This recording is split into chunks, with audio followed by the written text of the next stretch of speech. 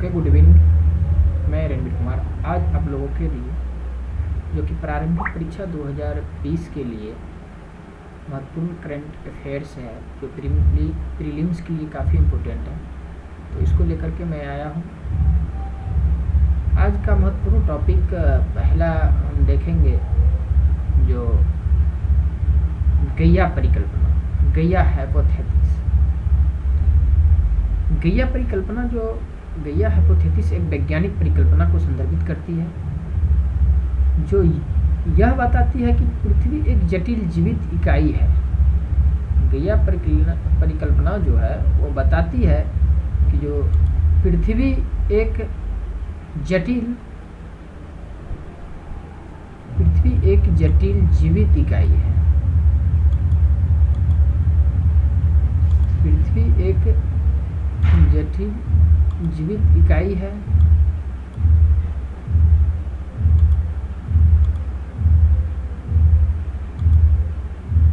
और जिसमें जीवों एवं उनके भौतिक परिवेश के बीच सविनिमय जुड़ाव के आधार पर एक संतुलन कायम है। एक संतुलन कायम है।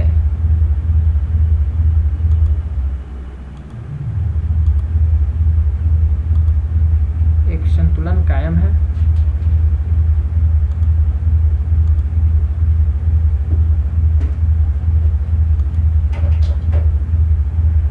तो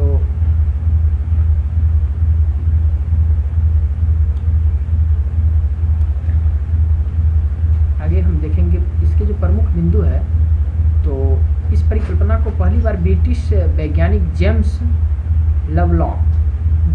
लवलॉक ने वर्ष 1972 के अपने पत्र Gaia as seen through the atmosphere में प्रस्तुत किया था।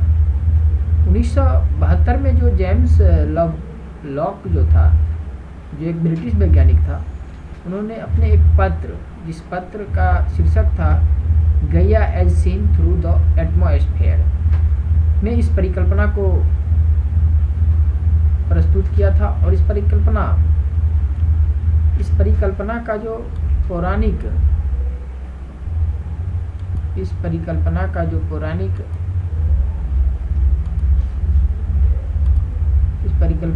पौराणिक ग्रीक देवी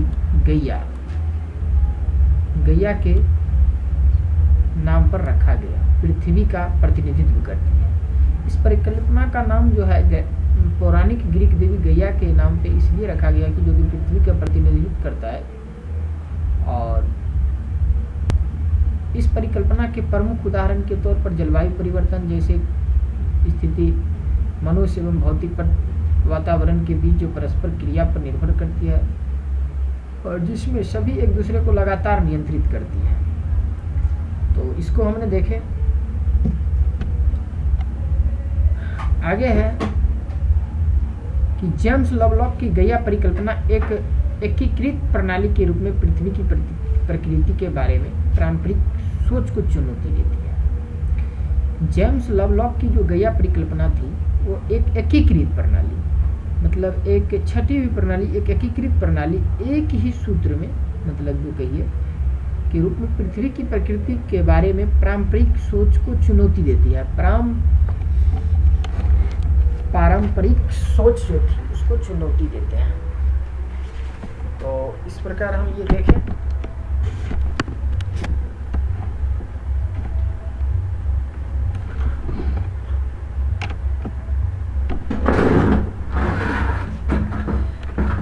आगे है ई ब्लड सर्विसेज। ई ब्लड सर्विसेज को हम देखेंगे। इसमें केंद्रीय स्वास्थ्य एवं पर्यावरण कल्याण मंत्री इसको लॉन्च किया है। इसको कौन लॉन्च किया है? केंद्रीय स्वास्थ्य एवं पर्यावरण कल्याण मंत्री।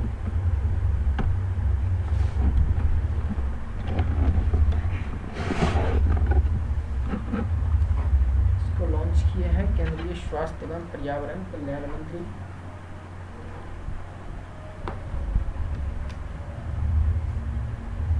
और इसको जो है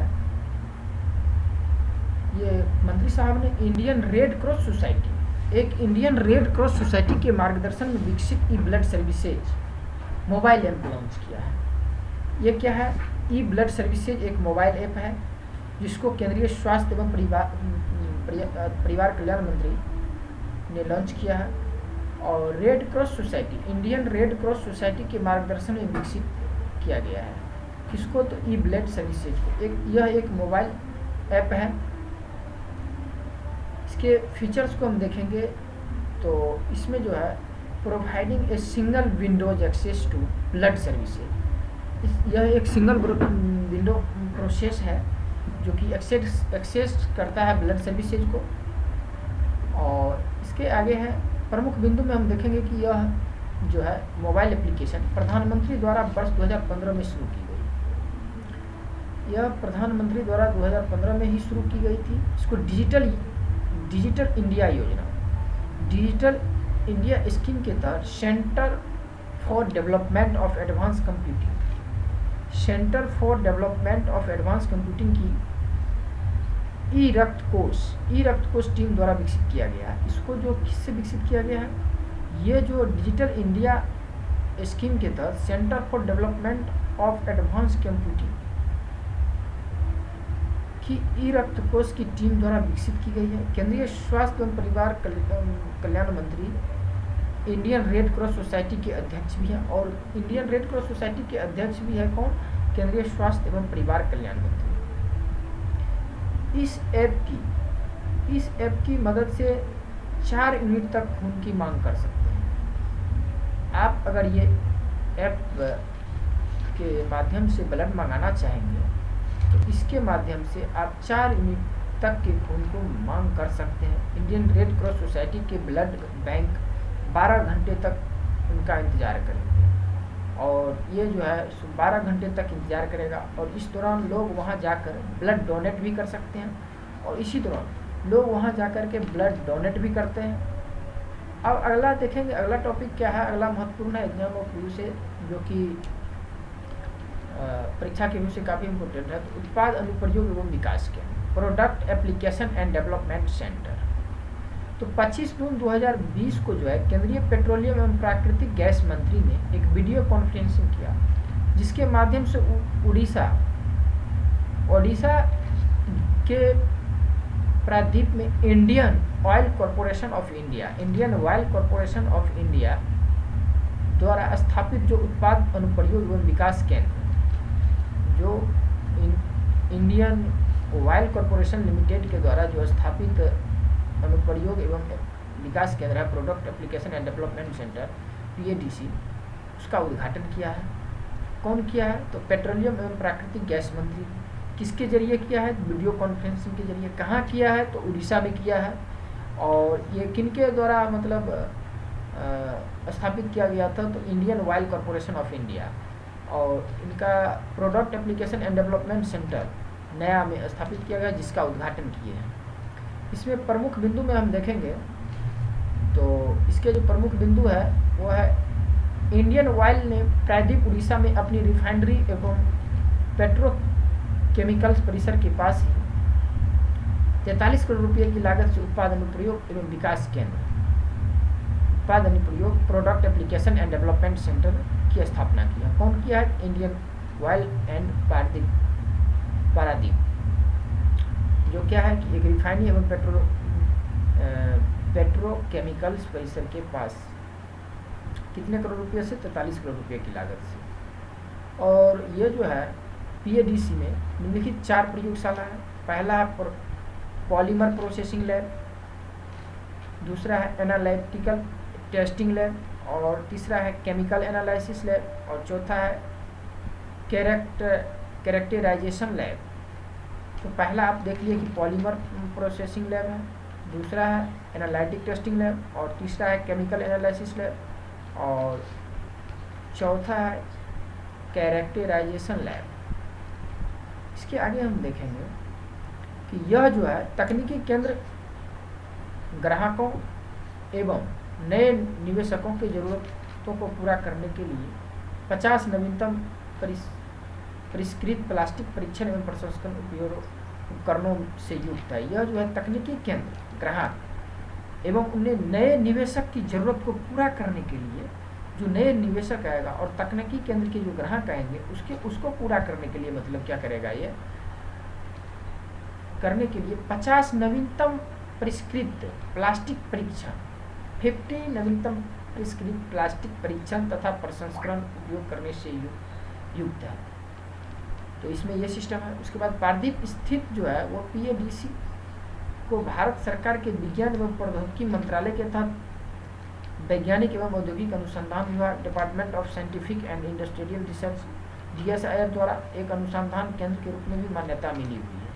और पारदीप की जो स्थित है उसको जो है भारत सरकार के विज्ञान एवं प्रौद्योगिकी मंत्रालय के तहत वैज्ञानिक एवं औद्योगिक अनुसंधान विभाग द्वारा एक अनुसंधान केंद्र के रूप में भी मान्यता मिली हुई है। अब देखिए इसके महत्व को। तो उत्पाद अनुप्रयोग एवं विकास केंद्र, जो कि प्लास्टिक के क्षेत्र में उड़ीसा एवं उसके आसपास नए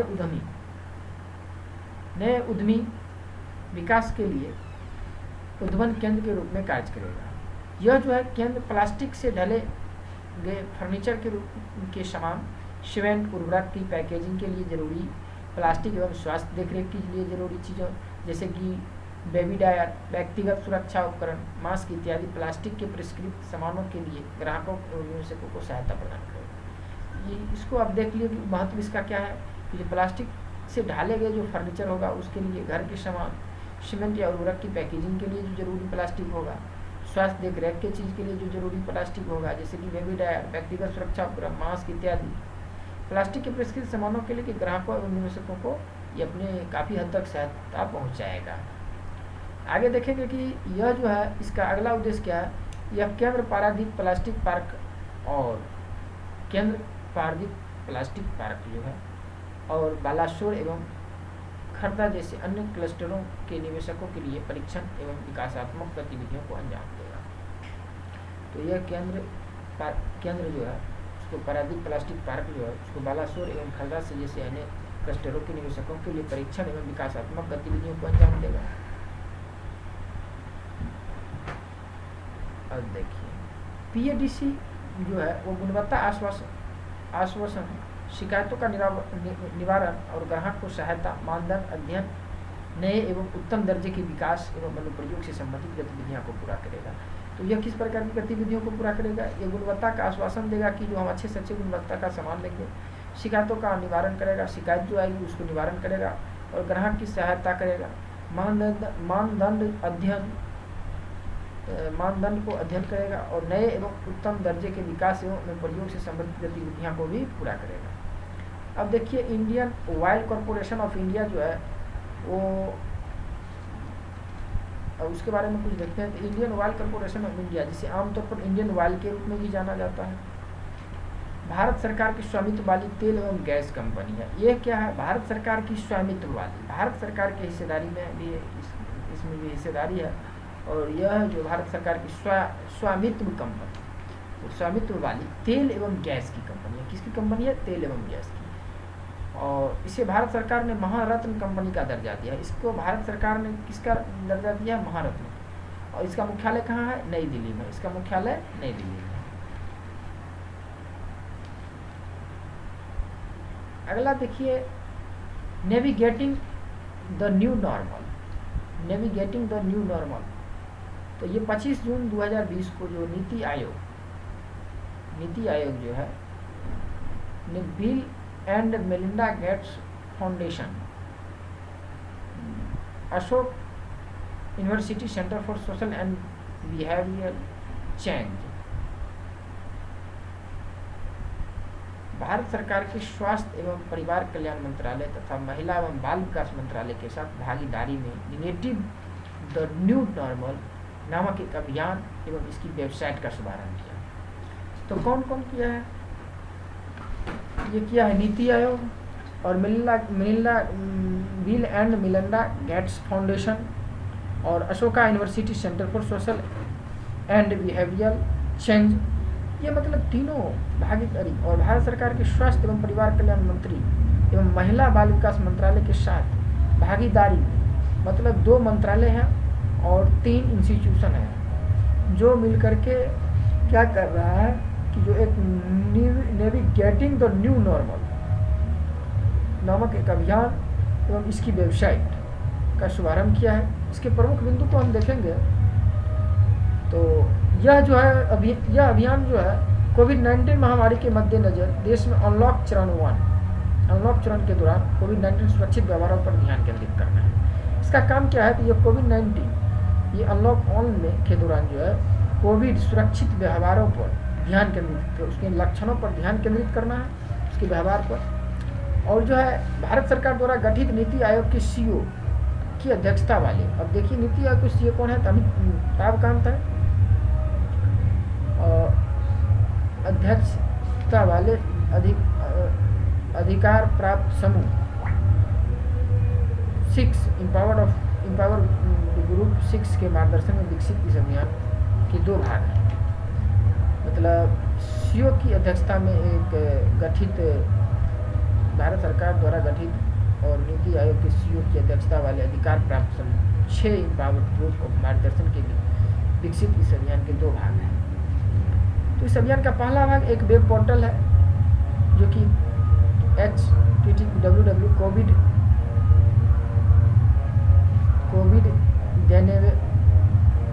covidthenewnormal.com, इस वेबसाइट का नाम रखा है covidthenewnormal.com, जिसमें व्यवहार विज्ञान द्वारा सुझाए गए तरीकों, इसमें जो है व्यवहार विज्ञान द्वारा जो सुझाए गए तरीका है एवं कोविड-19 से संबंधित अनलॉक चरण के दौरान जो सुरक्षित व्यवहार के लिए सामाजिक मानदंड को अपनाया गया उसको शामिल किया गया है, उसके उपयोग का मानदंडों का उपयोग शामिल है। अब देखिए केंद्रीय स्वास्थ्य एवं परिवार कल्याण मंत्रालय, केंद्रीय स्वास्थ्य एवं परिवार कल्याण मंत्रालय एवं अन्य हितधारकों के परामर्श से विकसित इस वेबसाइट का उद्देश्य जनता की भागीदारी को बढ़ाना है। किसकी भागीदारी को बढ़ाना है? इस वेबसाइट का उद्देश्य Covid the new normal website का जो है उद्देश्य क्या है कि जनता की भागीदारी को बढ़ाना और सिविल सोसाइटी संगठन तथा गैर सरकारी संगठन को जोड़ना है। अब इसका एक और महत्वपूर्ण पॉइंट है कि जो यह पोर्टल अनलॉक चरण में 4 प्रमुख व्यवहारों के सरल कार्यान्वयन पर जोर देता है। पहला क्या है? ये 4 कार्यों पर जोर देता है। तो पहला है मास्क पहनना, दूसरा सामाजिक दूरी, और तीसरा हाथ स्वच्छ रखना, और चौथा सार्वजनिक स्थानों पर ना थूकना। तो ये आप समझ गए। इस अभियान के दूसरे भाग में मास्क पहनने पर केंद्रित एक मीडिया अभियान भी है, और इस मीडिया अभियान में मास्क पहनने के सही तरीके के बारे में बताया। अब मास्क पहनने के अभियान को bill and Melinda Gates foundation ने मैकन वर्ल्ड ग्रुप के साथ भागीदारी में तैयार किया। तो देखिए Ashok university centre for social and behaviour change CSBC, इस केंद्र की स्थापना bill and Melinda Gates foundation के अनुदान द्वारा की गई थी, और इसका लक्ष्य भारत में एक ऐसी संस्था के रूप में स्वयं को स्थापित करना जो गरीब आबादी हेतु प्रभावी व्यवहार परिवर्तन हस्तक्षेपों के लिए विश्व स्तर की उसकी उत्कृष्टता रखती है। मतलब इसका जो लक्ष्य है वो गरीब आबादी हेतु, गरीब परिहाय वर्ग के जो लोग हैं उनके लिए मतलब प्रभावी व्यवहार परिवर्तन हस्तक्षेपों के लिए विश्व स्तर की उत्कृष्टता रखती है। और गौरतलब है कि जापान, दक्षिण कोरिया जैसे देशों ने मास्क पहनने के सामाजिक रूप से स्वीकार्य मानदंड बना दिया है।